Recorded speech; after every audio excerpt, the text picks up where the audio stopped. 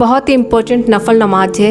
इससे रिलेटेड हमें एक हदीस मिलती है जो आप नबी सल्लल्लाहु अलैहि वसल्लम के चाचा हज़रत अब्दुल्लाह इब्ने अब्बास रज़ी अल्लाह ताला अन्हु से नरेटेड है। इसके बारे में आप सल्लल्लाहु अलैहि वसल्लम ने फरमाया है, ए अब्बास मेरे चाचा, क्या मैं आपको एक तोहफ़ा ना दूँ? क्या मैं आपको एक ऐसा अमल ना बता दूँ जिससे आपके अगले पिछले छोटे बड़े खुले छुपे सारे गुनाह माफ़ कर दिए जाए?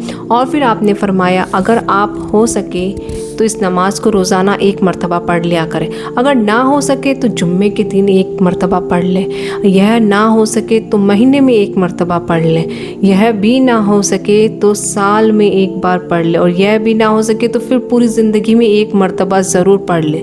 वह है सलातुल तस्बीह, 4 रकात की एक नफल नमाज है जिसे तीसरे कलमे के 300 मरतबा पढ़ा जाता है, यानी कि हर रकात में 75 टाइम्स। इसको पढ़ने का तरीका बहुत आसान। सबसे पहले हम इसकी नियत करते हैं, अल्लाहु अकबर कहने के बाद क़याम करते हैं, और सबसे पहले हम सना पढ़ते हैं। सना पढ़ने के बाद हम 15 टाइम्स तीसरा कलमा पढ़ते हैं, यानी कि सुबहान अल्लाह वल्हम्दुलिल्लाह वला इलाहा इल्लल्लाहु वल्लाहु अकबर।